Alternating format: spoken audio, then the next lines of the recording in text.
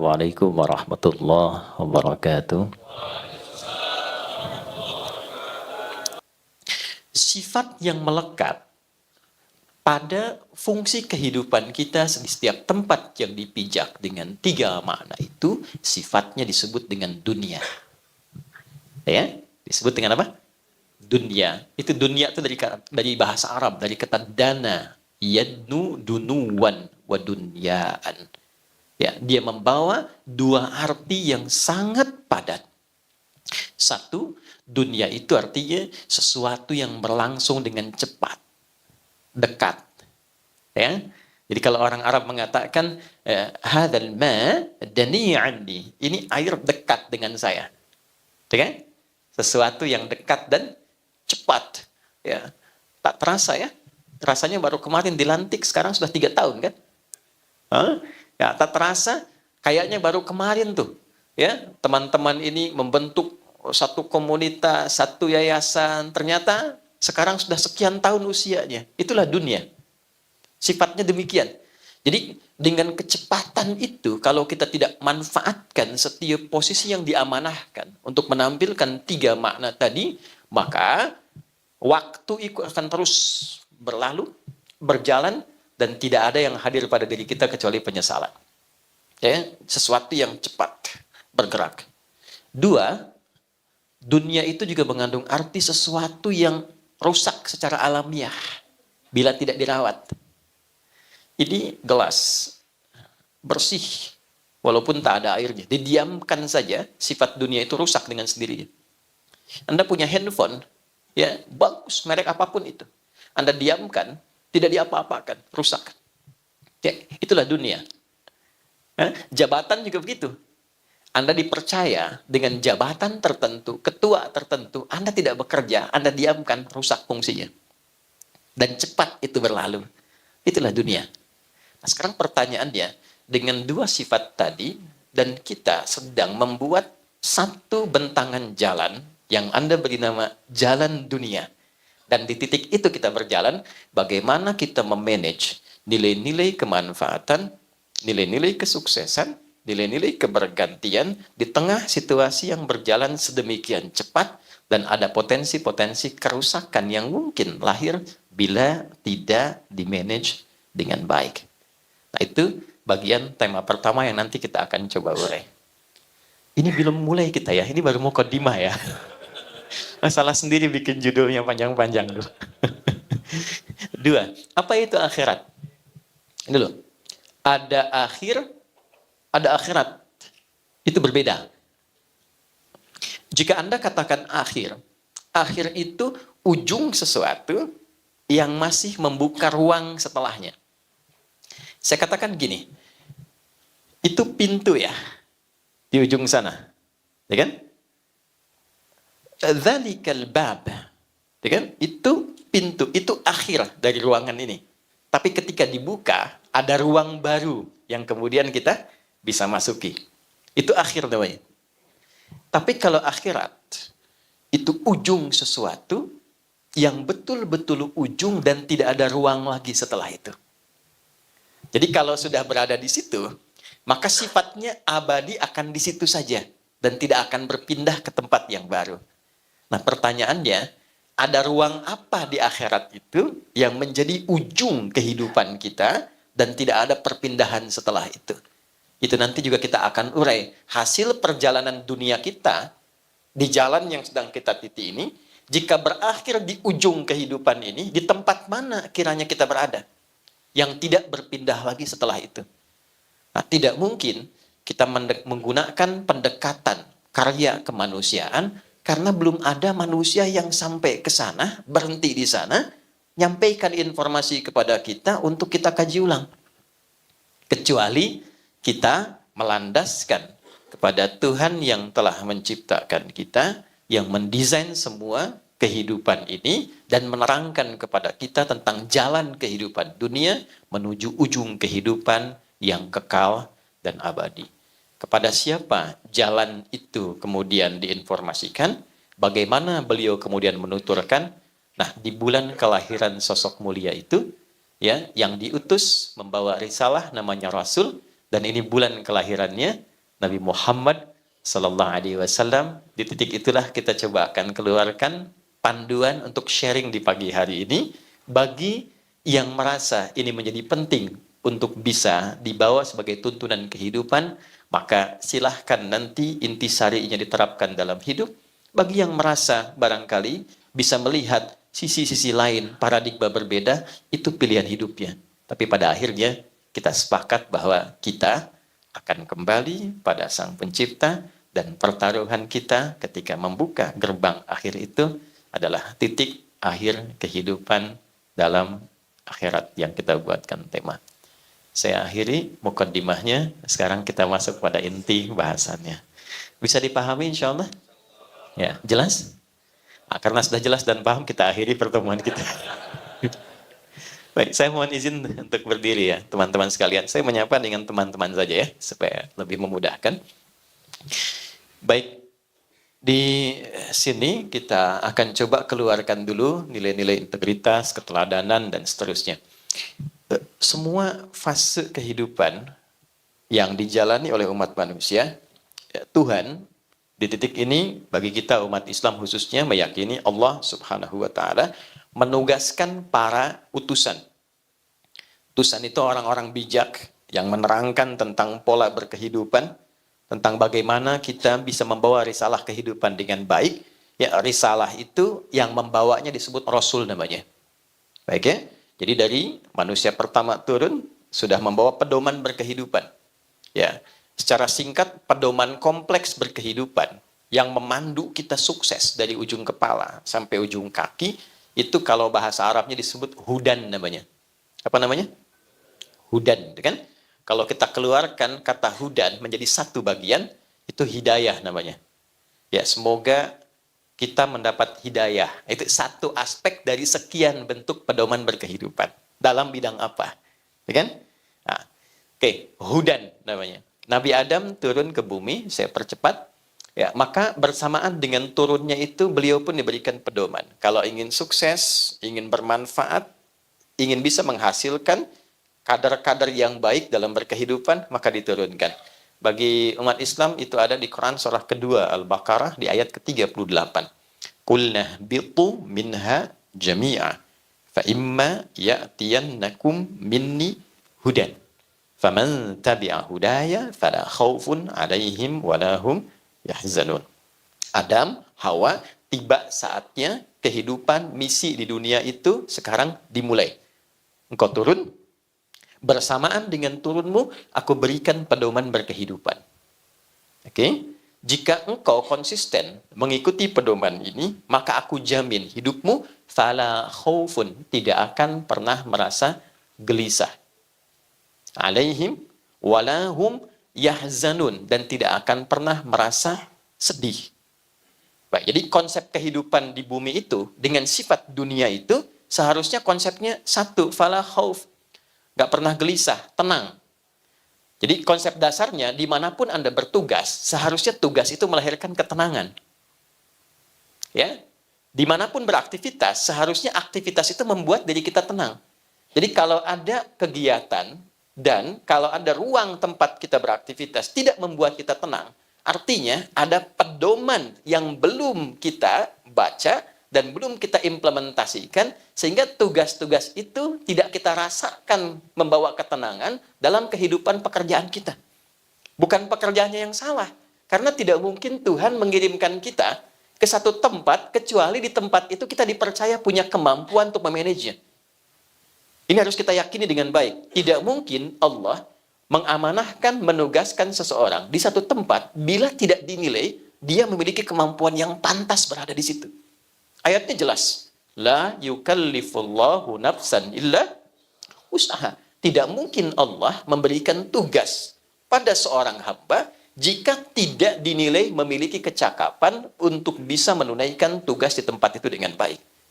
Nah, sekarang pertanyaannya, ketika ditempatkan di sana, apakah sudah membaca pedoman-pedoman yang baik sehingga dalam penunaian tugas itu kita bisa merasa nyaman dalam menunaikannya? Konsep dasar yang pertama. Demikian di rumah tangga juga. Ya, kalau dibawa dalam konteks kehidupan rumah tangga, seharusnya menjadi ibu itu menenangkan. Wala yahzanun, menyenangkan. Seharusnya menjadi suami itu menenangkan, menyenangkan. Jadi kalau di rumah tangga ada kegelisahan akut yang tidak pernah bisa diselesaikan, coba dilihat. Mungkin bukan karena kedudukannya kurang tinggi, hartanya kurang banyak, ada pedoman rumah tangga yang belum dibaca seutuhnya. Ya, dan persoalannya kadang-kadang dulu saya lompat sedikit ya. Di Melayu saja kalau mau nikah itu biasanya calon menantu datang ke rumah calon mertua, nanti melamar pada bapaknya. Setelah itu nanti dia diberikan waktu kurang lebih 6 bulan untuk belajar tentang bagaimana jadi suami yang baik, mengolah nilai-nilai pedoman berkehidupan rumah tangga. Istrinya diajari oleh ibunya, lalu diberikan daun pacar di kukunya. Ya, dan itu disebut dengan masa pacaran namanya. Ya, seorang calon istri ditandai dengan daun pacar, belajar tentang fikih rumah tangga minimal 40 hari sebelum terjadinya pernikahan. Masa itu disebut dengan pacaran. Jadi bukan naik beca berdua, belum halal ya, sebeca seakan milik bersama, tukang beca nggak ada gitu. Sehingga ketika menikah, sebagian rasa kasih sayang sudah dihabiskan dalam masa-masa pergaulan itu. Kembali ya, saya agak cepat. Itu konsepnya. Jadi kalau ada lirik di sini senang, di sana, di mana-mana, memang konsep kehidupan begitu. Tinggal pertanyaannya, pedomannya dibaca tidak? Petunjuknya dibaca tidak? Kita punya handphone, pedomannya tidak pernah dibaca, mustahil bisa menggunakan dengan baik. Maka setelah Nabi Adam, kemudian ada Nuh, Rasul pertama, terus sampai ke Ibrahim, saya lompat sampai ke Nabi Musa. Nabi Musa kitabnya apa? Rasul kan? Ya, beliau Rasul kan? Diberi kitab kan? Kitabnya namanya Taurat. Taurat ketika diperkenalkan, itu bukan hanya namanya, tapi fungsinya. Coba yang muslim lihat Quran surah 17 Al-Isra di ayat kedua. Wa ataina Musal kitaba wa ja'alnahu hudan li bani Israil. Dan pada Musa aku berikan kitab namanya Taurat, namanya nanti di Ali Imran ayat ketiga, Taurat, dan fungsi Taurat itu hudan, pedoman berkehidupan. Objeknya siapa? Pada saat itu komunitasnya namanya Bani Israel, satu region saja. Oke? Nabi Isa, saya lompat cepat ya. Ya, beliau membawa Injil. Injil itu apa fungsinya? Hudan. Pedoman berkehidupan Libani Israel bagi kaumnya pada masa itu. Langsung cepat Nabi Muhammad sallallahu alaihi wasallam. Beliau dapat pedoman. Namanya apa kitabnya? Al-Qur'an. Al-Qur'an ketika diturunkan bukan sekedar untuk dibaca. Membaca itu gerbang pembuka untuk mengetahui isi. Sehingga dengan mengetahui isinya, kita bisa praktekkan pedoman dalam Al-Quran itu pada kehidupan. Turunlah Quran surah kedua, ayat 185 itu. Syahrul Ramadan alladhi unzila fihil Quran hudan linnas. Di bulan Ramadan, diturunkan Al-Quran itu bukan untuk sekedar dibaca. Ya. Dibaca itu untuk paham isi. Semua orang kalau ingin, hukumnya kan begitu. Ingin tahu apapun bisa baca dulu kan? Ya, namanya qiraah. Makanya ayat pertama turun itu Iqra. Iqra itu ya kemampuan untuk membaca, pada dasarnya awal maknanya kemampuan untuk membaca walaupun belum memahami isinya. Yang tidak menuntut pemahaman, yang penting baca dulu. Ya, makanya dulu ada buku Iqra kan? Ya kan? Kan tidak dituntut paham kan? Ya kita cuma bisa belajar tahu huruf a fathah a fa fathah fa lam dhamma u lu apa lu gitu kan? Salah jawab gitu. Tapi kan nggak dituntut kita untuk memahaminya. Sama bahasa Indonesia dulu waktu SD. Ini Budi, ini ayah Budi, ini ibu Budi, ini teman Budi. Sampai sekarang saya cari, nggak pernah dijelaskan siapa itu Budi. Di mana dia tinggal? Kan siapa ayahnya, siapa ibunya? Karena yang dituntut dari situ hanya bisa membaca.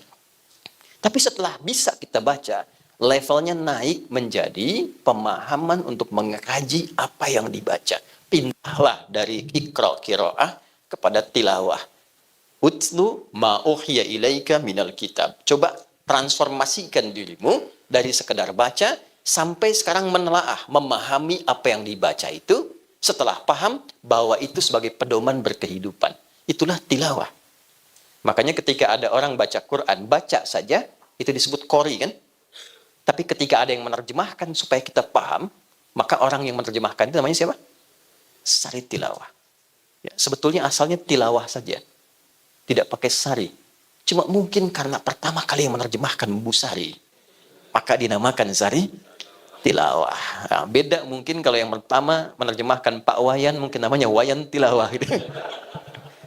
Nah, sekarang ketika itu diturunkan 6.236 ayat Al-Fatihah sampai An-Nas, disitulah ada pedoman yang kita bawa. Dari pedoman ini, kita ingin turunkan mana di antara 6.236 ayat itu yang membawa tentang pedoman yang mengandung nilai-nilai integritas, keteladanan.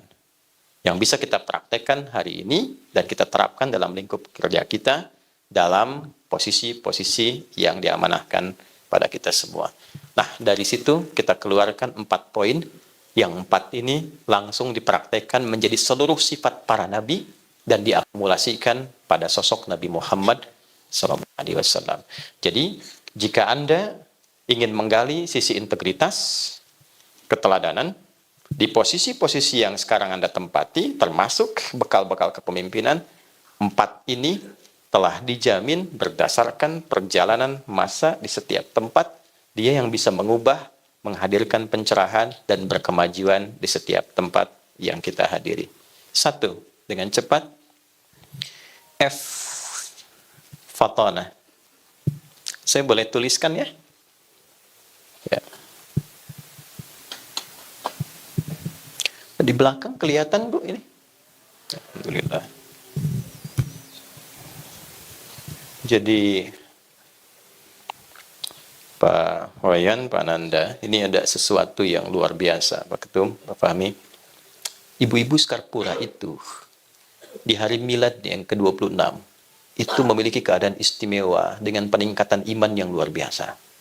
Di antara tandanya, belum saya tulis, sudah kelihatan. Imannya tinggi sekali, belum saya tulis, sudah kelihatan. Saya tulis dulu ya. Assalamualaikum. Ini F, ya ini kan? Fatana. Fatana. Ya. Ya.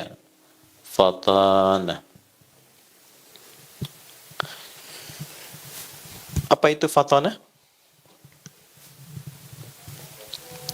2 juta? Serius? Dan cerdas, masih belum 5 juta. Umroh ya. Waktu habis. Waktunya cepat sekali gitu. Fatanah itu bukan sekedar cerdas. Bukan sekedar pintar. Ya.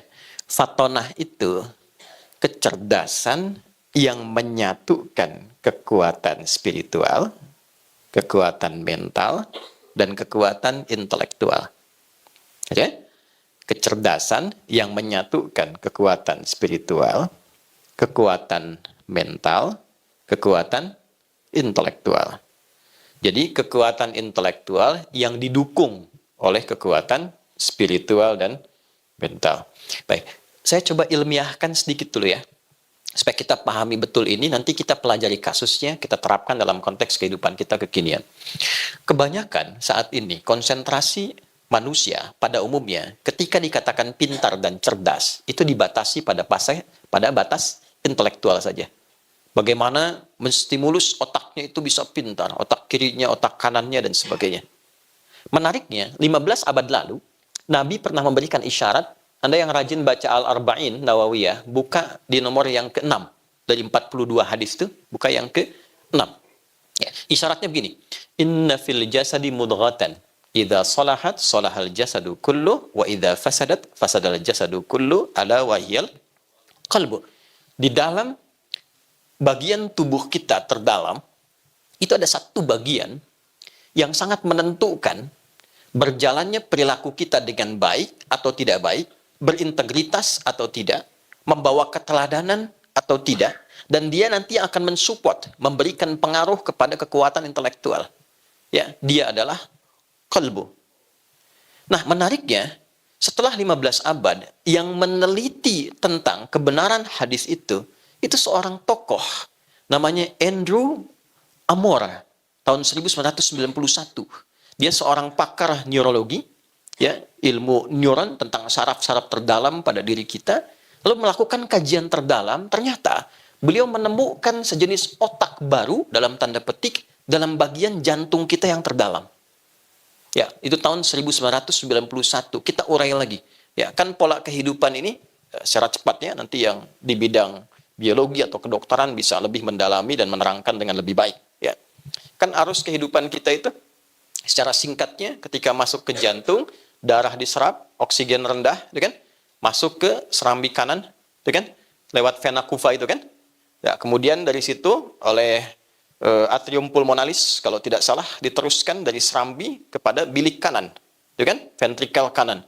Ventrikel kanan dipompa, disalurkan ke paru-paru, itu kan, dari paru-paru kemudian diolah, ya, diteruskan kemudian ke bagian serambi kiri, ya, di serambi kiri ini diolah lagi, diteruskan ke bilik kiri, dari bilik kiri kemudian oleh aorta disebarkan ke seluruh tubuh dan berubah menjadi oksigen yang lebih baru, lebih bagus lagi. Ya, dari yang rendah, yang biasa kepada yang baru, baru diteruskan ke otak, ke bagian tubuh dan sebagainya. Nah, ternyata di bagian serambi kanan ini ada satu bagian titik kecil yang mengandung 40.000 neuron. Saraf-saraf otak bagian jantung yang dia mampu mengingat, merasakan, memberikan suara, memberikan arah, dan itu ditembuskan ke dalam bagian otak kita yang kurang lebih berisi 100 miliar neuron saraf di dalamnya. Dan disimpulkan, ternyata otak itu secara intelektual, dia tidak memiliki fungsi memerintah. Dia hanya mengkonstruksikan saja bagaimana semua perintah itu bisa dijalankan dengan cepat. Jadi fungsinya netral. Jadi kalau ada kajian akal sehat itu adalah sebuah konstruksi bagaimana merumuskan perintah-perintah yang datang ke otak, ke akal itu bisa diteruskan dengan cepat ke tubuh. Sepersekian detik, dengan cara yang benar, dengan cara yang baik. Jadi dia nggak punya perintah. Perintahnya semua ternyata dari sini, Pak, Bu. Di sini cuma mengkonstruksikan, semakin pintar, semakin cepat itu dilakukan. Sepersekian detik. Kuncinya di sini. Nah, di dalam sini, di 40.000 neuron itu, ternyata dia hanya punya 2 sifat. Dan sifat itulah yang dijelaskan oleh Tuhan, oleh Allah, di surat 91 Asy-Syams itu, ayat 7-10. Wa nafsi wa ma sawwaha fa'alhamaha fujuraha wa taqwa. Secara presisi, tempat bagian terdalam itu yang membawa nilai kecerdasan spiritual, diteruskan ke intelektual, disupport dengan mental, itu disebut oleh Al-Quran dengan satu bagian, namanya nafas. Nah, kita bicara fatonah ini, dimulainya tidak langsung ke akal, tapi dimulai dari nafas dulu. Ini inti jiwa. Jadi kalau saya, Anda, kita ingin memiliki integritas yang baik, sehingga nanti melahirkan karakter moral. Integritas kan dari karakter moral. Naik ke sini jadi karakter intelektual, pindah ke tubuh jadi karakter kinerja. Ya kan? Ini tubuh punya kinerja, punya karakter nih. Tangan untuk apa, mata untuk apa, telinga untuk apa. Ini kinerjanya bagian tubuh. Ya, nanti disupport secara cepat oleh karakter intelektual, diteruskan. Mata, lakukan ini. Ya kan? Kerjakan. Dari mana perintahnya? Dari sini. Jadi kalau nggak punya karakter, moral hazard, yang sekarang kita bilang itu, maka tidak mungkin lahir integritas. Nggak mungkin jadi teladan. Nah, di mana titik berkumpulnya nilai-nilai karakter itu, namanya di nafas namanya. Dan disitulah diserap ke dalam bahasa Indonesia menjadi nafas. Dengan nafas kehidupan itu, yang tidak separuh. Hanya dewa yang punya separuh nafas itu kan. Nah, dan dengan nafas yang sempurna itu, mengalirnya bagian darah ke seluruh bagian tubuh, disitulah mengalir pula karakter-karakter kita. Nah, Nabi memberikan petunjuk, upayakan semua yang mengalir ke dalam bagian tubuh kita, dibawa oleh darah, membawa oksigen, punya karakter juga. Bukan cuma mengalir aja. Darah mengalir ke seluruh tubuh, membawa oksigen. Tidak begitu. Upayakan bawa karakter yang pertama F, fatanah. Nah, untuk mendapatkan karakter fatanah ini, maka di dalam inti jiwa ini ada 2 nih yang harus kita ketahui. Ini mohon maaf kajiannya agak dalam ya. Karena bicara akhirat itu harus sedikit dalam, khusyuk dalam bahasa Pak Wayan tuh. 1 ada takwa namanya. Nah, di sini terkumpulnya nilai-nilai yang kita tuliskan. 2, ada saya istilahkan katalis namanya. Walaupun menjadi lawan, nanti katalisnya namanya fujur. Ada fajar, ada infajar, ada fujur. Wa nafsi wa ma sawwaha fa'alhamaha fujuraha wa taqwa. Saya tuliskan yang muslim Anda bisa cari Quran surah 91 ayat 7 sampai 10. Nah, di takwa ini semua karakter-karakter baik yang mengakumulasikan secara kolektif sifat integritas dan keteladanan, ini munculnya di sini. Ada kejujuran, ada ketawaduan, rendah hati, ada kesabaran. Dikolektifkan keseluruhannya, disaring saripatinya, diberi nama dengan satu nama tunggal. Namanya takwa. Oke? Nah, lawannya itu fujur. Asal katanya, ya, ini. Di sini kalau kita tuliskan positif, ini negatif misalnya. Di sini misalnya ada rendah hati. Ya, kemudian di sini ada jujur. Di sini ada sabar. Ya, dan seterusnya. Nanti ini membentuk integritas dan keteladanan. Dua kata pokok di tema kita. Di sini katalisnya terlihat sebagai lawan. Jadi kalau di sini jujur, rendah hati, di sini ada sombong. Ya. Di sini ada jujur, kemudian di fujur ada apa? Ada bohong. Walaupun Anda mengatakan tidak ada dusta di antara kita, potensi dusta itu selalu ada. Oke? Baik. Kalau di sini ada sabar, di sini ada amarah. Ya. Di potensi sombong itu ada. Ya. Belum diangkat, sudah bikin kartu nama baru gitu kan. Tiba-tiba ada koreksi. Bisa ada. Ya. Dulu pakai sepeda, belum punya jabatan, semua disapa. Ya. Udah punya mobil, buka pintu dan nggak bisa. Ya. Itu potensinya ada. Ya, sombong itu ada, angkuh itu ada, dusta itu ada. Ya, potensi dusta, potensi menipu itu selalu ada. Baik ya, walaupun misalnya, mohon maaf, ya Anda berusaha ibadah, Anda berusaha sholat, ya, semakin tinggi, semakin muncul takwanya. Tapi semakin rendah, semakin muncul potensi fujurnya. Ya, Anda jadi pimpinan, kan? Tiba-tiba datang tawaran ini, itu, dan sebagainya. Potensi ini selalu ada. Ya, demikian amarah dan sebagainya. Nah, caranya bagaimana mengolahnya supaya menjadi fatanah? Nah, ini kecerdasan ini yang akan membentuk nilai-nilai keteladanan dalam kehidupan. Perhatikan cara kerjanya. Ya, perhatikan baik-baik. Wa nafsi wa ma sawwaha fa'alhamaha fujuraha wa taqwaha. Ayat 9-nya, qad aflaha man zakkaha. Qad aflaha. Qad itu harfu tahqiq wa taqrib. Tahqiq itu yang menjamin sesuatu, taqrib itu mendekatkan sesuatu pada tujuan. Oke? Baik, aflah dari kata falah. Dia punya dua arti. Sukses dan bahagia. Success and happiness. Ya. Jika Anda ingin mendeskripsikan kesuksesan saja, maka dalam bahasa Arab itu disebutnya namanya fauz. Fauz, sukses tapi belum tentu bahagia. Ya, kata dasarnya, konsep awalnya. Turunannya ada faiz, faizin, fauzan, dengan faizah. Kalau ada yang namanya fauzan, itu orang yang diharapkan sukses dalam hidupnya. Walaupun belum tentu bahagia.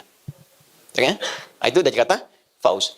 Kemudian ada bahagia belum tentu sukses. Itu farah namanya. Dari kata fariha. Sifat laki-lakinya farhan. Ya, perempuannya farah. Ya, ada yang namanya farah misalnya, ya, atau farhan. Orang yang diharapkan bahagia selama hidupnya. Ya, walaupun belum tentu sukses. Nah sekarang pertanyaannya saya kasih pilihan nih. Anda pilih mana? Ya, sukses belum tentu bahagia atau bahagia belum tentu sukses. Sederhananya begini, Bu ya, kaya tapi gelisah atau miskin tapi tenang. Nggak ada pilihan ketiga. Nah, Tuhan Maha tahu nih, pasti kita cari yang ideal kan? Ya, kaya dan tenang, sukses dan bahagia. Kalau kita gabungkan dua nama itu maka berubah menjadi falah namanya. Falah. Kalau kita genggam itu, jangan sampai lepas. Saya pengen dapat, itu nggak ingin saya lepaskan. Namanya aflah. Qad aflaha. Aku jamin, orang-orang yang mampu mengolah bagian dirinya dengan baik ini, dia akan mudah mendapatkan kesuksesan dan dekat kepada kebahagiaan dimanapun dia beraktivitas, dimanapun dia bertugas.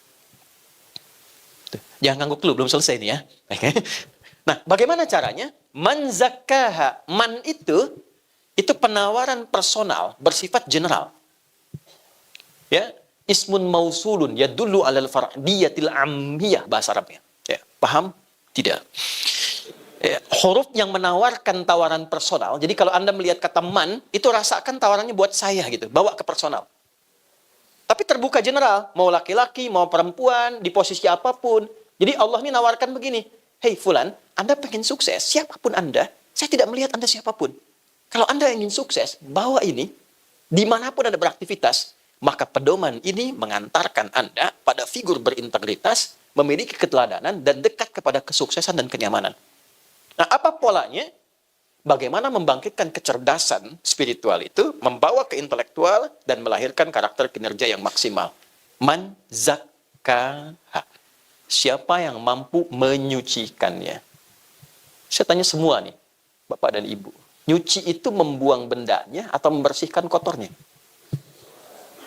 Gak mungkin kan ibu nyuci baju, buang bajunya. Dibuang kotorannya, supaya muncul bersihnya kan?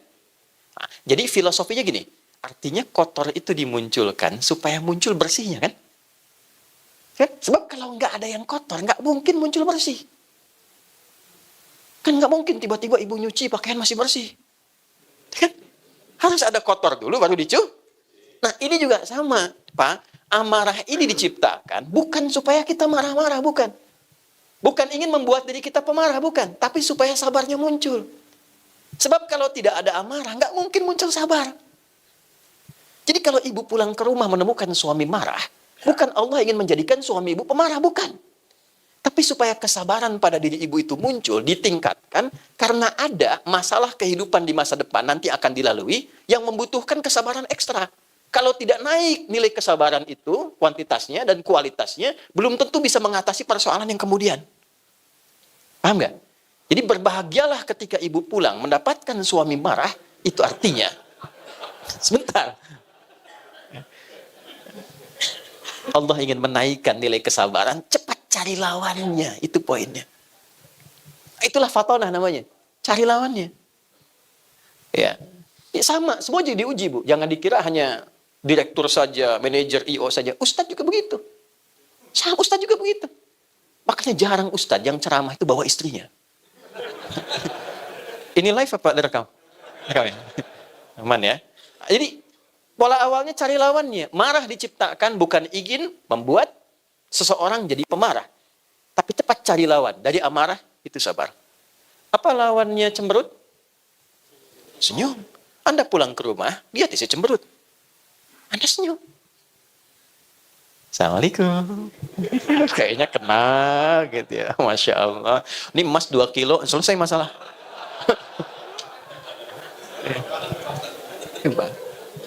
Nah, para nabi itu diajarkan langsung oleh Tuhan. Diajarkan, dikasih langsung panduan untuk bisa fatonah. Jadi makanya melihat apapun bisa bijak. Nah, kita hanya ditanamkan potensi. Dengan potensi itu diminta menggali. Jadi kalau Anda itu become a leader, ya, become a leader for your own future, ya, Anda ke depan akan jadi seorang pemimpin, maka jika ingin mendapatkan nilai integritas dan keteladanan yang didambakan itu, kemampuan kita mesti menggali potensi-potensi itu. Caranya apa? Setiap menemukan satu kondisi yang tidak ideal menurut kita, cepat cari lawannya.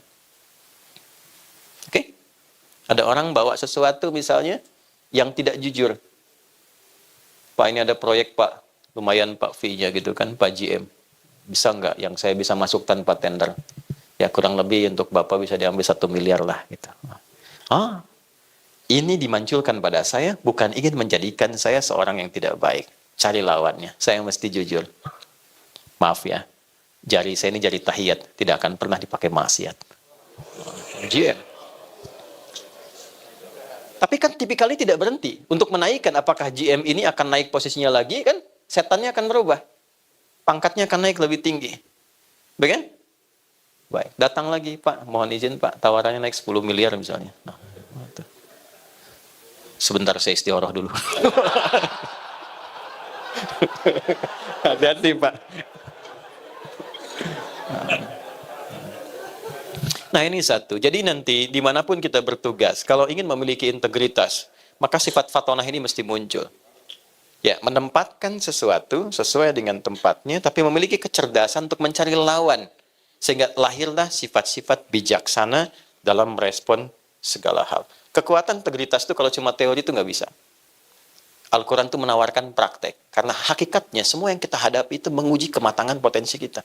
40.000 itu luar biasa, dipakai apa saja itu. Nah ini yang menjadikan keadaan diri kita selalu bergolak. Dihadapkan pada pilihan-pilihan. Jumatan, keluar dari masjid, lihat sepatu bagus-bagus, sudah bergolak hati kan? Ya kan? Yang bertarung kan dua. Apakah sifat ini yang muncul sendiri ke atas? Ya kan? Atau yang ini? Dalam dunia pekerjaan kita, selalu akan dihadapkan pada dua pilihan ini. Oke? Nah, maka pergolakan itu dalam bahasa Arab disebut dengan koluba namanya. Sesuatu yang tidak pernah tentram, selalu ada gejolak. Ya, karakternya disebut kolbu. Maka nafas punya tempat, wadah namanya kolbu. Ada sering bikin kajian manajemen kolbu kan? Kolbu punya gerbang, gapuranya. Gapura ini namanya sodrun. Jamannya sudur. Ini gapuranya sodrun. Tempatnya di sini nih. Ini ada ruang cekungan di sini. Ini nahrun, ini botnun perut, ini nahrun bagian atas, di sini sodrun. Semua orang punya sodrun di sini. Ini filosofinya. Kenapa dalam sholat bagi umat Islam tangannya bersedekap di sini? Tidak di perut kan, tapi di sini. Ya, untuk menjaga bagian-bagian inti kehidupan kita supaya bisa selalu dikondisikan dengan baik dan lahirlah sifat-sifat ketakwaan itu. Itu sodrun. Jamannya sudur. Jadi gerbangnya, gapuranya, ini namanya sodrun. Jamannya sudur. Ada makhluk yang memang tugasnya ingin menjauhkan kita dari nilai ketakwaan. Supaya terlempar pada sisi yang buruk saja.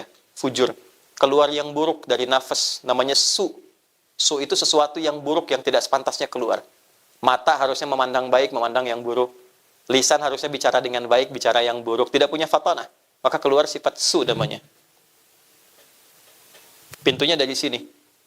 Sesuatu yang menjauhkan dari yang baik kepada yang buruk, itu bahasa Arabnya syaitana. Sifatnya syaitan. Ya kan? Nah, syaitan mencoba untuk menjauhkan dengan menembus kita. Ini karena agak dalam, pembahasan spiritual. Dia tembus dari sini. Dari gapuranya, dia masuk dari sini. Tembus ke kolbu, sampai ke nafas, sampai ke fujur. Kan? Makanya bagi umat Islam, milenial, kontemporer, kekinian, ada satu surat dari 114 yang paling favorit bagi umat Islam dimanapun di muka bumi. Surat An-Nas itu. Ya, Qul a'udzu birabbin malikin ilahin. Nah, teruskan. Min syarril waswasil alladzi fi sudurin nas. Was-was, bisikan halus yang tak terlihat tapi sampai menghujam langsung ke sini. Bisikan untuk nyogok, bisikan untuk korupsi. Ya. Gimana orang datang, nitip 200.000 bisa lewat, proses dimudahkan, nitip sekian bisa lewat, gitu kan? Jalan cepat, fast track, tapi menggunakan cara-cara yang tidak tepat. Dan misal, contoh saja gitu kan, kan ada was-was. Ada prosedur yang benar, ada prosedur yang salah. Bisa terjadi dalam berbagai hal. Maka apa yang terjadi? Was-was itu tak terasa, tiba-tiba muncul karakternya. Maka keluar dari nafas sifat su. Nafas ketemu dengan su, jadi nafsu namanya. Itu asalnya. Ini bukan ilmu otak-atik ya. Ini nyata, ada referensinya. Nafas plus su ketemu apa? Jadi apa? Nafsu. Ditemukan di mana? Quran surat ke-12 ayat berapa? 53. Wa ma ubarni'u nafsi innan nafsa la'ammaratum bisu illa ma rahima rabbi. Nafas ketemu su jadi nafsu. Nah, nafsu itu yang berlawanan dengan takwa. Ya, takwa dibisikkan untuk baik, nanti ada malaikat yang membisikkan, 88 kali disebutkan dalam Al-Quran. Setan pun disebutkan 88 kali. Jadi ketika Anda dihadapkan pada satu hal, akan ada dua bisikan, kebaikan atau keburukan. Tinggal mau pilih yang mana. Nah, itulah di titik itu kita penting memiliki fatonah. Fatonah itulah yang menguatkan kita untuk mengambil sifat baik itu supaya meredam yang buruknya. Kalau yang buruk itu bisa kita tekan, integritas lahir. Maka Anda akan dikenal sebagai pemimpin yang jujur, kan? Berdedikasi, kata-kata indah yang sekarang banyak digaungkan itu. Ya. Tidak harus muncul di TikTok, dengan sendirinya Anda akan hadir. Ya. Saya ingin sampaikan dulu, saya tidak punya akun TikTok sebetulnya. Nah, itu mungkin banyak yang bikin itu ditampilkan, dan saya lebih senang basicnya ke kitab, baru ditampilkan di media sosial. Di kitab itu murni, kalau kita ngaji ada buku namanya Sorof untuk derivasi misalnya. Jalasa yajlisu syakaro yashkuru. Sekarang berubah ke dunia maya itu. Tak takayu tak tiku tiktokan. Ya. Fasbakayu fasbiku facebookan. Itu kan. Instagramu instagraman. Dan puncaknya tabaya tubuh youtuban. Jadi beruntungnya kita bahagia bersyukur tinggal di Indonesia. Karena semua konstruksi kehidupan berbangsa, bernegara, itu undang-undangnya menyatakan dan mendasarkan pada nilai takwa. Ini. Saya pernah coba riset satu-satunya di dunia. Saya lihat sampai hari ini, saya belum melihat yang lain ya. Yang undang-undangnya secara spesifik menyebutkan kalimat takwa itu Indonesia. Ya, bahkan pembukanya di preambul sudah atas berkat rahmat Allah yang Maha Kuasa. Diturunkan, misal kita bawa nih dalam konteks kehidupan berbangsa, bernegara. Sejak berpendidikan, Undang-Undang Sisdiknas nomor 20 tahun 2003. Di pasal menimbang itu kan ada 5 tuh. A, B, C, D, E. Di B saja itu sudah ada kalimat takwa. Undang-Undang Dasar 1945 mengamanatkan pada pemerintah mengusahakan, menyelenggarakan satu sistem pendidikan nasional yang meningkatkan keimanan dan ketakwaan pada Tuhan Yang Maha Esa serta akhlak mulia. Baru nanti mencerdaskan kehidupan bangsa. Jadi orang tua kita saking luar biasanya menginginkan pribadi-pribadi dari kecil tuh baik dulu, punya fatonah dulu, baru cerdas intelektualnya. Sebab kalau jiwanya sudah punya integritas, cerdas akalnya, ditempatkan dimanapun pasti jadi orang baik. Ya, yang terjadi kekinian kita dapatkan, banyak orang cerdas tapi nggak punya sifat fatonah, kecerdasan spiritualnya kosong. Sehingga kecerdasan intelektual itu didorong oleh nafsunya, digunakan untuk apapun yang memuaskan hajat hidup dirinya. Ini yang bahaya. Ahli hukum banyak, tapi banyak yang dihukum. Ya kan? Ahli ekonomi banyak, tapi belum mengangkat ekonomi menjadi stabil. Kenapa? Karena kurang dari sisi awal. Ini fatonah. Maka tadi dari 37 kurang lebih tempat calon-calon ketua, ya, DPC, calon pimpinan ke depan, jika menjadi dan mengharapkan menjadi pribadi yang berintegritas, ideal, mengukir sejarah baru, bahwa di setiap tempat ditempatkan dalam wilayah angkasa pura itu, seluruh pimpinannya memiliki sifat yang pertama, yaitu fatonah. Itu akan jadi sesuatu yang sangat luar biasa. Ya. Saya ingin satu saat orang akan mengatakan, di mana ya kepemimpinan yang paling jujur di Indonesia ini? Oh itu loh, ada di Bandara Ngurah Rai misalnya. Di mana ya yang punya kejujuran dan kesabaran? Itu loh, ada di Bandara Soekarno-Hatta. Di mana ya yang ada di sini? Itu loh di Bandara A, Bandara B, Bandara C. Sehingga orang akan menyimpulkan bahwa, oh, Sekarpura menjadi satu rujukan untuk membangun sifat-sifat integritas dalam konteks ber-Indonesia. Yang kita harapkan. Bawa ke Polri nomor 1 dari Tribrata. Bawa ke TNI nomor 3. Ada 7 Sabta Marga namanya. Ya, yang ketiganya itu ada nilai takwa. Kami tentara Indonesia yang bertakwa pada Tuhan Yang Maha Esa, membela kebenaran, kejujuran, dan keadilan. Itu ya. Bawa ke hakim, punya pancadharma. Nomor 1-nya keimanan, ketakwaan. Itu poin pertamanya. Makanya kenapa setiap putusan pimpinan di Indonesia itu, atasnya itu bintang dulu, baru padi kapas, baru dengan rahmat Tuhan Yang Maha Esa. Karena untuk mengharapkan terkoneksi dengan Tuhan, terbuka gapuranya, terkoneksi dengan Tuhan, dengan terkoneksi dengan Tuhan itu keluarlah keputusan yang berkeadilan sosial. Ini nilainya. Jadi kalau kita bicara integritas tanpa menghadirkan sifat fatonah, mustahil jadi teladan. Nah ini nanti akan membentuk sebuah sinyal-sinyal nih dari sini ke tubuh kita yang membawa nilai-nilai keteladanan ini. Contoh gini, ini cepat ya, praktek aja. Apa fungsi mata? Melihat kan? Nah itu belum ada fatonah. Kalau sudah ada fatonah, mengalir di dalam sini, memberikan arah kepada mata, ada vektornya. Dibimbing mata untuk melihat. Apa yang dilihat? Yang baik-baik saja menurut karakter takwanya. Disebut iman namanya. Nah, bagi yang muslim tuh surah 24, surah cahaya. Ayat 30 untuk laki-laki, 31 untuk perempuan. Kullil mu'minina. Katakan pada orang-orang yang yakin pada Tuhan. Dan akan kembali ke akhirat nanti, akhirat. Ya, yaghuddu min absarihim, tolong gunakan matamu dipandu oleh sinyal takwamu, melihat yang baik-baik saja. Ketika yang dilihat tak pantas, tak baik untuk dilihat, maka palingkanlah dengan cepat dia berpaling. Panduannya di sini. Ya, dari mata turun ke? Jangan langsung ke hati aja. Ke lisan, ke mulut. Ya, kalau sudah masuk mulut, berubah fungsi karena punya fatonah. Man kana yu'minu billahi wal yaumil akhir falyakul khairan aw liyasmut. Siapa yang merasa yakin akan pulang ke akhirat, dinilai dia, maka dia menata lisannya dengan sifat fatonahnya. Katakan yang baik, kalau tak mampu diam.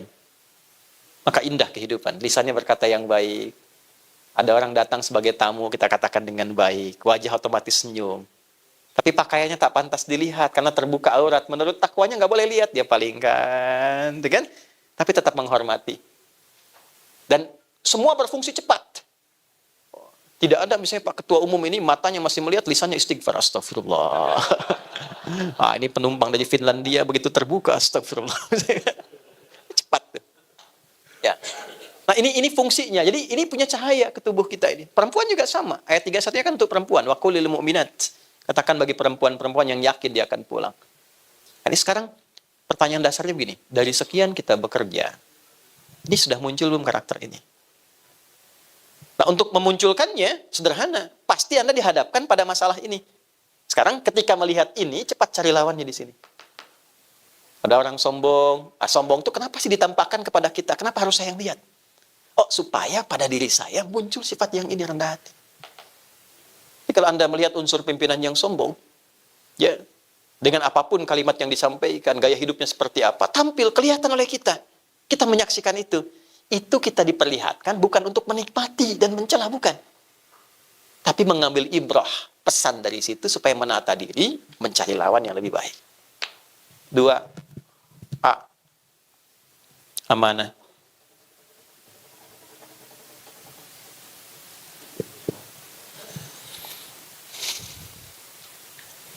Maaf, saya sampai jam berapa?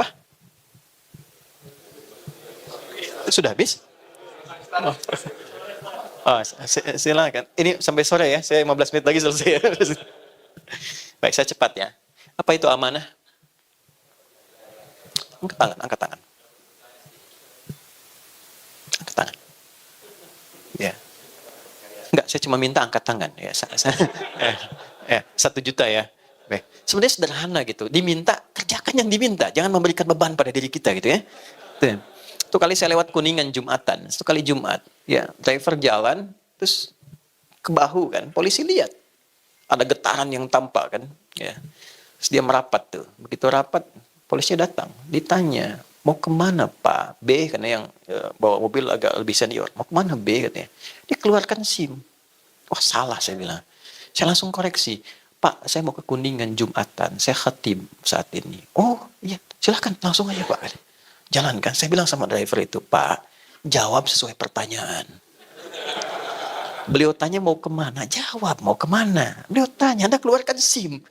Yang lebih fatal kan baru ditanya, selamat pagi 100.000 keluarkan. Nah, itu yang salah. Itu yang fatal gitu ya. Tolong catat ya. Tapi jangan lihat jumlahnya ya. Kasih sayangnya aja. 1 juta ya. Tolong tadi yang angkat tangan tuh. Apa itu amanah? Dapat dipercaya. Kurangi 1 juta. Amanah itu begini. Amanah itu dari kata seakar-akarnya itu rootsnya di kata aman. Aman ya. Di satu masa boleh kalau mau belajar lebih, saya mengajar di S3 di UPI di linguistik. Ya, jadi ada sosiolinguistik, ada belajar fonologi, morfologi, sintaks, kemudian ada juga semantik ya, ada leksikon dan sebagainya. Nah, itu kalau kita urai sampai ke titik awalnya, itu seakar dengan kata aman namanya. Aminah. Apa itu aman?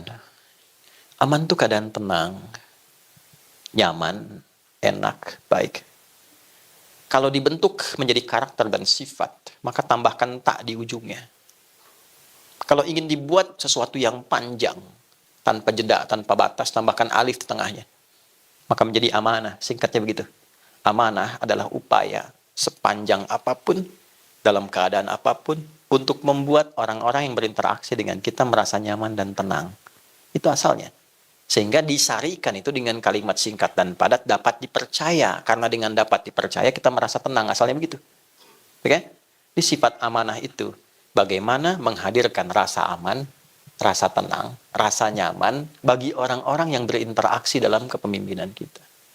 Jadi ketika Anda ditempatkan dimanapun, menjadi pribadi yang amanah, artinya pribadi yang menenangkan dan melahirkan rasa aman untuk orang banyak. Aman, tenang, nyaman. Gitu. Integritas, iya. Jujur. Tapi setiap orang mau bicara, nggak enak rasanya gitu. Nggak ada ketenangan. Nggak ada kenyamanan. Coba lihat Nabi dia, kan deskripsinya begitu. Ada kitab buku banyak sekali mendeskripsikan tentang pesona tampilan karakteristik Nabi Muhammad. Itu orang baru lihat wajahnya, terus sudah jatuh hati dengan beliau. Ya, ada sosok namanya Abdus Syams. Beliau dari Persia. Lalu mencoba mencari keyakinan, pendalaman. Masuk Kristen. Terus dengar lagi info. Ada seorang disebut Nabi di Madinah. Ingin tahu ajarannya, datang. Begitu datang, baru melihat Nabi. Itu 3 tahun sebelum Nabi wafat. 3 tahun sebelum Nabi Muhammad wafat. Tahun ke-7 Hijrah. Baru melihat wajahnya. Itu sudah langsung terpesona dengan karakter beliau. Senyumnya, kepada siapapun senyumnya sama. Kepada siapapun, gak dibedakan. Ya Pak, kadang pada pimpinan dengan bawahan kan senyumnya kadang agak beda ya. Ini semua sama, senyumnya sama gitu. Menyambutnya sama. Itu langsung jatuh cinta kepada beliau dengan akhlaknya itu, lalu bersyahadat masuk Islam. Berubah namanya menjadi Abdurrahman, hamba Allah yang terkasih. Ya, bertekad, saya terlambat nih belajar jadi orang baik, pengen jadi orang baik. Maka beliau putuskan ingin mendedikasikan sisa hidupnya untuk melihat, belajar langsung dari pesona kehidupan Nabi. 3 tahun dipelajari Nabi keluar rumah jalannya bagaimana, ketemu orang bagaimana, sampai diamanatkan ketemu binatang pun sayangnya luar biasa. Akhirnya dipraktekkan, ketemu anak kucing kecil. Kucing liar. Kalau kucing rumahan itu kittun namanya. Kittun. Serap ke dalam bahasa Inggris itu kitty kan? Cat kitty. Jadi Hello Kitty, kucing rumahan. Jadi bantal, jadi sarung, jadi apa gitu ya. Nah, tapi kalau kucing liar namanya hurun. Pakai hak besar. Kucingnya, anak kucingnya Hurairah. Lewat di depan beliau. Ya, kehilangan induknya, diambil, dirawat. Kalau malam, diselimuti, makan disuapi, dimasukkan ke jubah. Tiba-tiba lagi jalan berpapasan dengan Nabi, keluarlah anak kucing kecil itu. Nabi mengatakan, Anta Abu Hurairah. Kamu adalah bapaknya anak kucing kecil yang merawat anak kucing seperti merawat anak sendiri. Maka sejak saat itu viral, namanya disebut dengan Abu Hurairah. Anda bisa bayangkan, orang-orang yang melihat Nabi, saking merasa amannya, nyamannya, percaya pada Nabi, kepercayaan itu bisa merubah kepribadiannya menjadi lebih baik. Dan itu ada polanya, ada fikihnya. Sehingga ketika diwariskan pengajaran itu, ada orang-orang yang ketika Anda lihat, Anda terinspirasi jadi baik. Coba cek deh, ada sosok-sosok tertentu, ustadz, kiai, ulama, habib. Ketika Anda lihat, Anda pengen jadi orang baik. Anda merasa nyaman. Itu diwariskan. Nah, kalau dibawa ke nilai keteladanan kepemimpinan, bisa nggak begitu melihat Anda, karyawan tuh merasa tenang gitu. Merasa terlindungi. Tanggung jawabnya diayomi. Punya pemimpin yang betul-betul memberikan kedamaian. Itu sesuatu yang mahal sekarang. Ya, dulu kalau di garis komando itu, militer, ya, kalau prajurit salah, itu pimpinannya langsung ambil alih. Sehingga prajurit merasa nyaman. Dan kita kehilangan itu saat ini. Tipis. Nah, sama nih, di Skarpura, Angkasa Pura nih. Bisa nggak ketika lewat itu orang bukan hanya segan, bukan hanya hormat, tapi nyaman. Saya senang dengan pimpinan saya. Ya, amanah. Amanah itu bukan sekedar dipercaya, tapi kepercayaan yang melahirkan ketenangan, kenyamanan, kedamaian dalam jiwa. Sehingga orang senang menyebutnya. Siapa bosnya sekarang? Masya Allah, beliau tuh. Ya. Siapa bosnya sekarang? Nggak usah sebut namanya lah. Itu kan? Nah, sifat kedua tuh. Jelas ya? Di sini ya? Oke. 3, saya cepat. Siddiq. Siddiq. Siddiq itu selalu tampil jujur pada kebenaran. Ya. Apa yang benar, itu yang ditampilkan. Ya, tapi cara menampilkannya nanti diatur lagi sehingga membuat orang merasa nyaman. Dia punya kemampuan dapat memanage sebuah kebenaran, tampil dengan cara yang elegan, sehingga orang salah tidak merasa disalahkan, orang benar tidak merasa digurui. Itu Siddiq itu. Ya, Abu Quhafah namanya. Satu kali ada seorang bergelar Abu Jahal lawannya. Nanti kalau Anda yang belum haji, belum umrah, ya saya doakan semoga ada cepat ya. Dan tidak cukup dengan amin dia, nabung. Ya. Nanti di sini ada Grand Zamzam, Pak Wayan dari Mualaf sampai sekarang udah pernah umrah belum? Sudah ya, baik. Udah, oke. Nanti aja di akhir ya. Ini ada air Zam-Zam, ini ada sofa, ini ada jarak sedikit ke sini. Ini ada sofa, ini ke belakang, jalur ke Aziziyah ke belakang. Ini ada Istana Raja, ini asalnya bukit ini. Namanya Jabal Qubais, ini Istana Raja. Sini Masjidil Haram di depan. Ini jalan ke sini sedikit, ini ada Hotel Hilton yang lama. Ini di sini kalau naik sedikit, di sini ada musola, ini rumahnya Abu Bakar Siddiq dulu. Di sini ada toilet yang pertama, di sini ada yang kedua dekat masjid, tempat kipas angin di sini memberikan air. Ini warna hijau, ini parlemen Quraisy. Tempat kumpulnya orang-orang Quraisy di masa dulu. Yang mau saya katakan gini. Kalau Anda ke sini, teman-teman. Nanti belok ke sini, di pintu 26, terus ada gate Nabi. Gate Nabi itu beliau berkehidupan dengan Sayyidah Maimunah. Di sini sholat 2 rakaat sebelum ke Hajar Aswad dan menunaikan Isra Mi'raj. Ya, ada 2 pintu ke atas dan ke bawah. Dan gate Ali, di sini Babus Salam, tarik garis lurus, ini rumah Nabi lahir. Ya, di sini Marwah Sayyidah Khadijah. Di sini pintunya Sayyidah Abbas.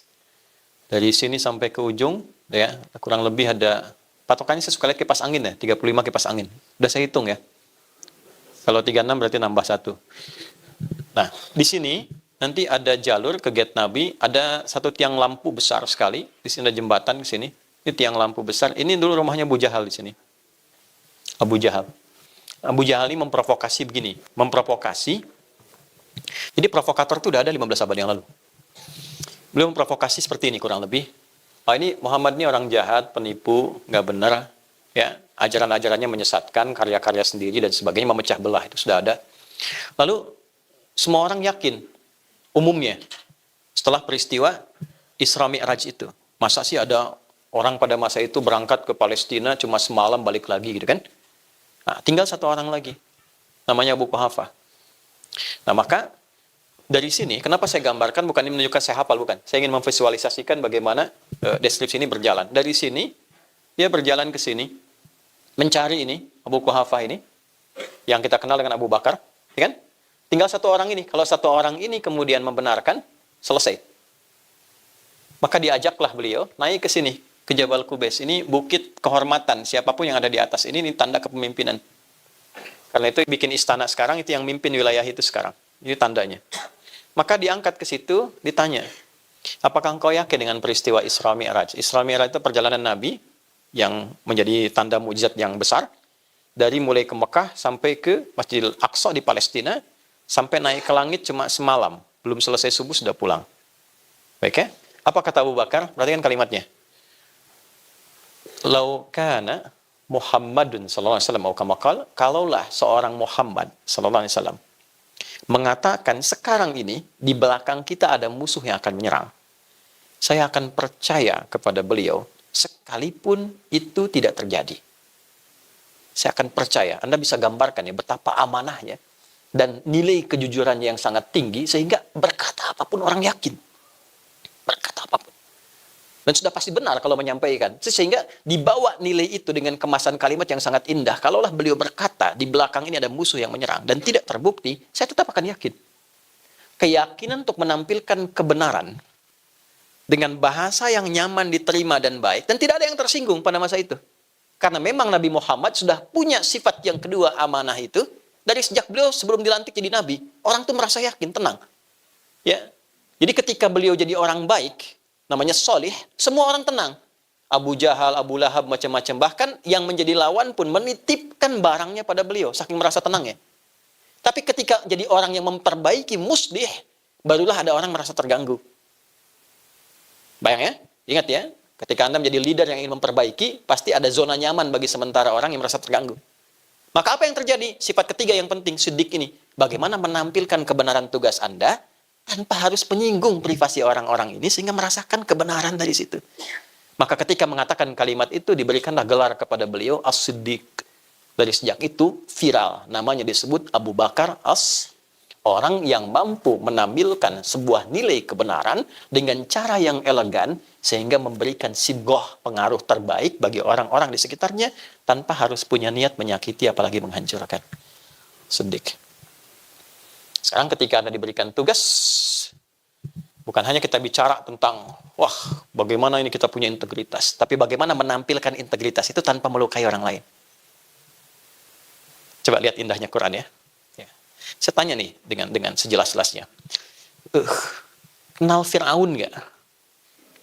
Baik, Anda bilang kenal, saya pulang. Fir'aun.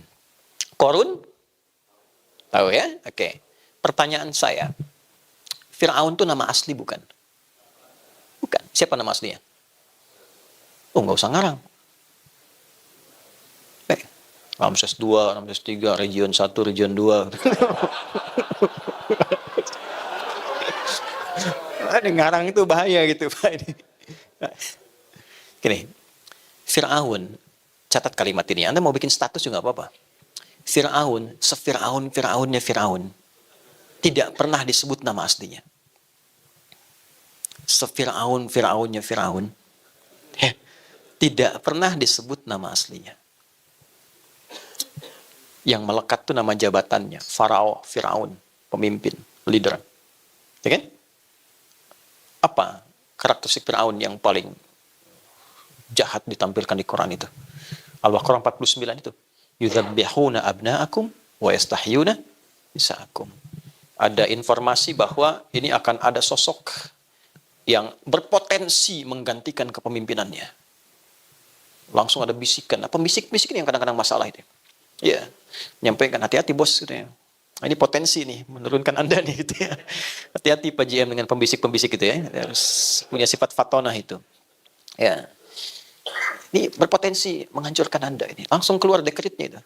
Dekretnya jelas. Setiap ibu yang sedang mengandung didampingi oleh 2 orang intel.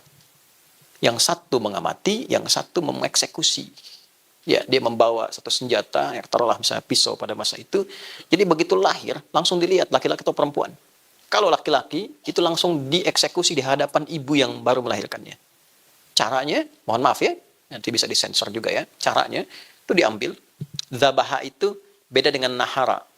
Fasholli lirabbika wanhar. Kalau nahara, itu menyembelih seperti unta, ya, tidak dijatuhkan. Biarkan dalam berdirinya, disembelih. Di sini posisinya.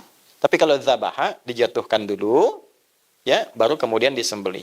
Tapi kalau zabaha pakai tasydid dijatuhkan dengan kasar, disembelih, digorok berkali-kali.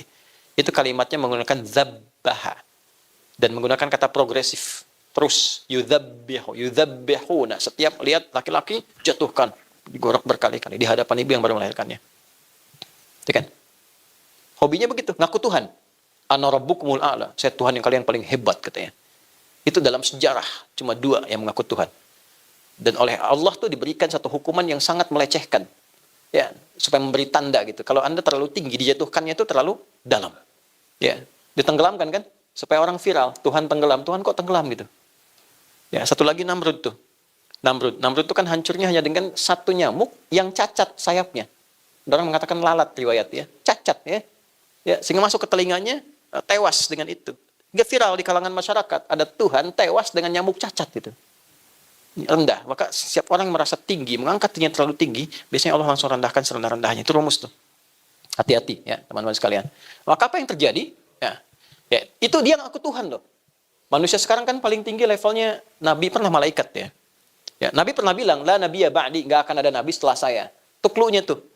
Ya, kalimat itu makna dalamnya begini, nanti di masa depan ada orang mengaku Nabi setelah saya. Langsung tolak aja, nggak ada setelah saya, nggak akan terpenuhi syaratnya. Makanya kalau ada orang ngaku Nabi sampai kini, nggak usah aneh. Ini menunjukkan apa yang dikatakan Nabi Muhammad benar.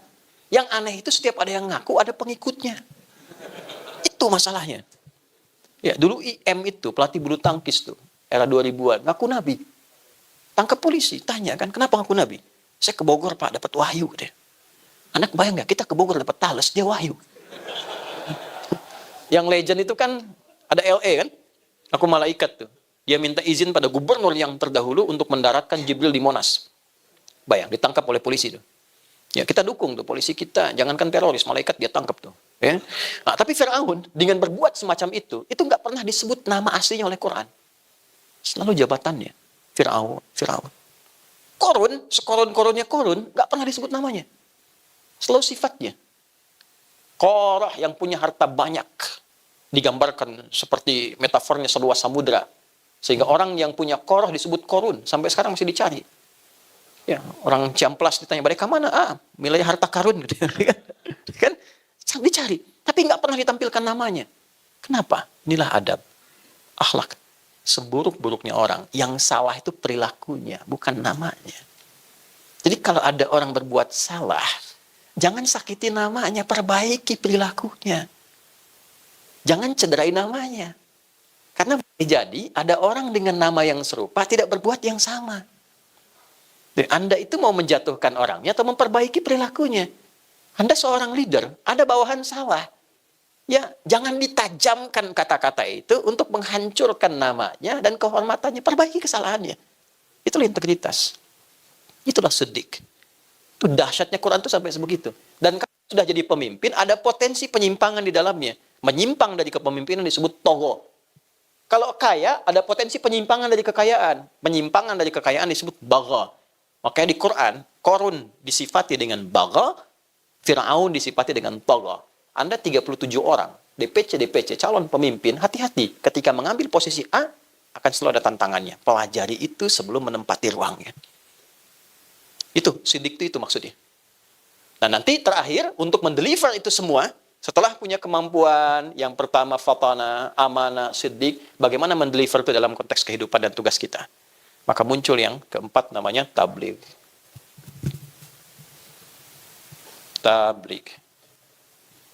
Kemampuan berkomunikasi yang baik, sehingga sampai kepada relung hati yang paling dalam dengan pemahaman yang benar. Itulah tabligh. Balaghah itu sampai ke hati dengan pemahaman yang benar.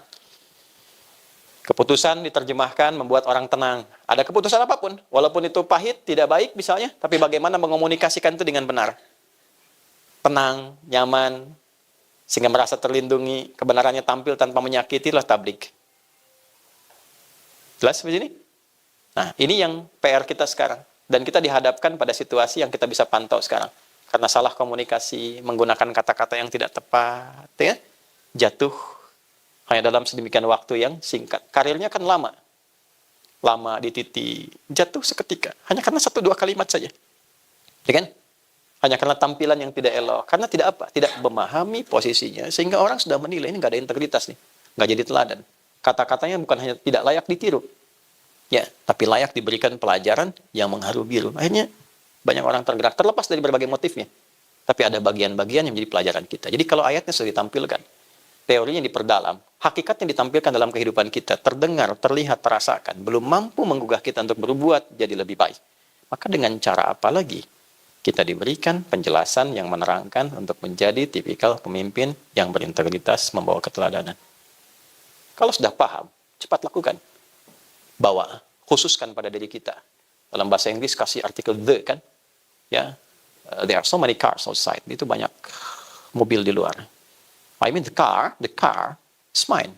Yang ini, khusus spesifik. Kita mau bawa karakter fast di ke dalam diri kita. Sehingga beda tampil dengan yang lain. Tambahkan the di depannya sehingga jadi the fast. Dulu ada film The Fast. Ya. Kan kalau disatukan jadi fast. Dan ulang tahun ke-26, Serikat Karyawan dari Sekarpura mentransformasi dirinya menjadi The Fast. Sehingga tampil menjadi calon-calon pemimpin yang punya integritas, keteladanan dengan sifat fatana, sifat amanah, sifat siddiq, dan sifat tabligh. Disatukanlah 4 ini menjadi satu nama namanya Muhammad. Dan disebutkan 4 kali dalam Al-Quran. 4 kali. Quran surah 3 ayat 144, Quran surah 33 ayat 40, Quran surah 47 dengan namanya ayat kedua, dan Quran surah 48 ayat 29. 4 kali. 4 sifat, 1 nama. Dan ketika Anda menyebut nama Muhammad, misalnya, sallallahu alaihi wasallam, bukan sekedar menjadi nabi kita, tapi bagaimana keteladanannya bisa kita tampilkan. Nah, spesial di hari miladnya Sekarpura ini, teman-teman, yang ke-26 bersamaan dengan bulan hari lahirnya Nabi Muhammad sallallahu alaihi wasallam. Bisakah peringatan hari kelahiran bagi kita semua yang ke-26 ini mentransformasikan diri kita menjadi calon-calon pemimpin, calon-calon baik yang menghadirkan karakteristik fast dalam kehidupannya, sehingga jalan dunia yang kita tempuh, track dunia itu diisi dengan fast, menjadi fast track dunia, melahirkan ujung akhirat yang menandai tempat berakhir kita di satu tempat yang masih tersembunyi tapi menjanjikan banyak kenikmatan. Sesuatu yang tersembunyi menghadirkan banyak kenikmatan, dalam bahasa Arab disebut jannah namanya. Kita terjemahkanlah kemudian dengan surga. Nah, surga itulah tempat akhir kehidupan bagi orang-orang yang ingin mendapatkan fast track dalam kehidupan dunia untuk meniti nilai teragung yang bisa dia raih. Ada 8 pintu di dalamnya. Seperti Anda memiliki grade, maka surga pun punya 8 pintu. Dengan 4 sifat ini, Anda silahkan memilih pintu mana yang akan Anda raih. Ada pintu tertinggi namanya Firdaus. Ada surga Aden. Ada Jannatun Naim. Ada Darul Muttaqin. Terus sampai ke bawahnya namanya Jannah saja. Tapi keindahannya pun tak bisa dibayangkan. Belum pernah terlihat. Belum pernah tersentuh. Belum pernah terdengar seperti itu nyatanya dalam lamunan kita. Nabi menggambarkan keindahannya, tapi kita lamunkan nggak sama dengan apa yang dilihat Nabi, dengan apa yang kita lamunkan. Indahnya luar biasa. Itu level yang bawah, bagaimana dengan yang paling tinggi? Ya, seorang Arab Badui ditanya, satu kali bertanya ke Nabi. Di hadis Muslim, nomor hadis yang ke-14, dia datang ke Nabi berkata begini, Ya Rasulullah, dullani ala amalin yudkhilunil jannata, amalin basitin. Ya Nabi, ajarkan aku satu pekerjaan yang simpel aja. Aku bisa jaga sampai meninggal, sampai pulang ke akhirat. Di dunia ini aku selamat sampai pulang ke akhirat. Simpel aja. Jangan sulit-sulit, jangan berat-berat. Yang penting akhiratnya ujung akhirnya surga. Level biasa pun nggak apa-apa. Apa jawab Nabi? Baik, Anda konsisten dengan yang pokok aja. Kalau yang ritual, sholat pokok aja. Nggak perlu sholat sunnah. Sholatnya 5 waktu aja. Kalau punya harta, zakat yang pokok. Nggak perlu infak, nggak perlu sedekah. Yang pokok. Tapi jaga diri, jangan berbuat kriminal. Jangan menyimpang, ujung kepala sampai ujung kaki. Silahkan, tunaikan itu dan bawa ke pekerjaanmu, apapun itu. Kalau penggembala, gembala, jaga sholat. Jaga dengan baik, jangan menyimpang, jangan menipu, dan sebagainya. Maka apa yang dia katakan? Ya, siap ya Nabi, saya akan jaga yang pokok aja.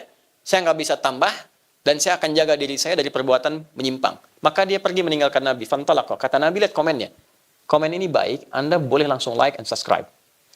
Kata Nabi, aflaha in sadaqa, dakhalal jannata in sadaqa. Kalau dia komitmen dengan apa yang dia katakan tadi, dia akan meniti fast track kehidupan dunia dan dijamin masuk surga di akhirat. Dia pergi. Tapi teman-teman mesti lihat, dia pilih yang paling bawah. Surga biasa itu. Dia pilih. Karena dia merasa bahwa tempat tinggal saya di padang pasir. Oke? Kalau saya mau tahajud susah, malam-malam angin datang besar. Dingin suasana, saya jaga yang pokok aja. Mau zakat juga cari, tapi mau infak, siapa yang mau diinfakin? Padang pasir. Okay. Tapi dia bisa menjaga diri dari perbuatan maksiat. Oke? Apa yang kita lakukan? Kita lihat. Ya bagaimana memaksiat di padang pasir? Sinyal susah. Oke? Mau lihat misalnya auratnya apa? Unta. Kadal gurun yang dilihat, ya memang sudah terbuka. Ya tantangan minimal, ya minimal sekali maksiatnya, kriminalnya kecil. Nah, kita saat ini hadir di era yang berbeda. Era disrupsi, perkembangannya tinggi. Kata Nabi di hadis Muslim, nomor hadis 157, saya tutup dengan ini. Yushiku alla taqumas sa'atu. Nanti akan terjadi perubahan era. Sampai ke ujung kiamat nanti. Hatta yuqbadul ilmu. Yang satu, era itu akan ditandai, masa itu ditandai. Satu, para pakar itu akan mulai sedikit-sedikit menyusut, sampai hilang, ya, dan muncul orang-orang tidak jelas menjadi pakar. Matinya kepakaran, muncul orang-orang seperti pakar. Innallaha la yaqbidul ilma intiza'an yantazi'u minal ibad. Allah itu kalau mau nyabut ilmu, tidak langsung dicabut ilmunya, walakin biqabdil ulama, yantazi'uhu biqabdil ulama. Wafat para pakarnya satu-satu. Hatta idza lam yabqa alimun, riwayat lain yubqi aliman. Sampai kalau sudah nggak ada pakarnya satu-satu, yang muncul yang nggak jelas. Fasu'ilu, fa'aftau, fadallu wa adallu. Anehnya, ini jadi rujukan. Ada followersnya, ada subscribersnya, diikutin, ngasih petunjuk, dan dilakukan. Sama, nanti dalam level kepemimpinan itu juga nanti ada orang-orang nggak jelas. Idza wusidal amru li ghairi ahli fantadhilis sa'ah. Kalau seseorang sudah tidak punya kapabilitas mendapatkan ya satu kepercayaan untuk memimpin, tak punya kapabilitas di dalamnya, rusak apa yang dia pimpin. Maka bagus tadi dibuat yayasan bening hati dan sebagainya untuk kaderisasi supaya menyambut ini dan lebih profesional ke depan. Ya, dua, saya cepat ya, tantashirul fitan, fitnahnya menyebar. Yakthurul kadzib, manipulasi banyak. Bagaimana itu bisa terjadi? Nah, ini yang mau saya katakan. Tolong garis bawah ini dengan baik ya. Yataqarabuz zaman, tataqarabul aswaq. Masanya menjadi terasa singkat. Di hadis lain, setahun kayak sebulan, sebulan terasa seperti sepekan, sepekan seperti sehari, sehari seperti sekilatan, dan terjadi percepatan digital sehingga pasar mudah diakses. Tanda pertamanya. Dulu manual kita berangkat pakai angkot, pakai ojek manual, sekarang klik barangnya datang. Sekarang eranya berubah, Pak, Bu. Tantangan di Angkasa Pura, teman-teman Sekarpura, eranya berubah. Sekarang era digital, era disrupsi, macam-macam mulai muncul. Saya saja seumur-umur belum pernah ceramah tentang garam, tiba-tiba ada video jualan garam rukyah. Ya, dengan video tampilan seperti saya, ada AI dan sebagainya. Maka inilah tantangan yang kita hadapi saat ini. Tinggal kita hadirkan, tapi alhamdulillah sebelum kita akhiri, kita punya MC yang punya tanda-tanda dari Allah, ayatullah. Ya, punya CEO yang berdharma bakti, alhamdulillah, punya GM yang wicaksana, dan punya ketua yang punya pemahaman yang juga mengangkat kita dengan baik. Fahmi Aziz itu tinggi gitu ya. Dan kita punya keluarga yang baik untuk saling mendukung. Jadilah keluarga yang baik, ya, saling mendukung satu dengan yang lainnya. Yuk kita berdoa, dan doa kita diterima.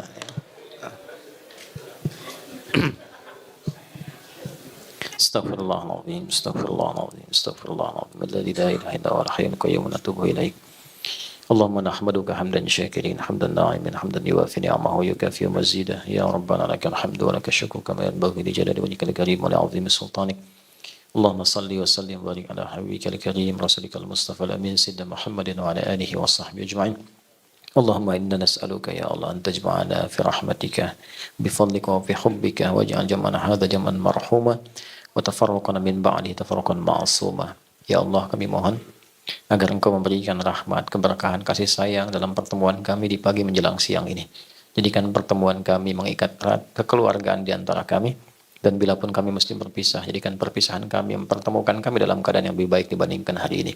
Rabbana la tada'lana fi maqamina hadza dhanban illa ghafarta. Ya Allah, jika ada orang-orang yang pernah berbuat salah, berbuat dosa, berkumpul di ruangan ini, jangan biarkan yang meninggalkan tempat ini kecuali Engkau telah gugurkan dan hilangkan kesalahan-kesalahannya.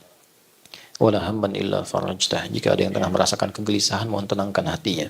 Wala asiran illa yassartah. Jika ada yang telah mengalami kesulitan dalam tugasnya, di rumah tangganya, kehidupan sosialnya, dengan keikhlasannya ia datang untuk belajar hari ini, ringankan dan hilangkan serta angkat seluruh kesulitannya. Wala maridan illa syafaitah. Jika ada yang sakit, mohon sembuhkan penyakitnya.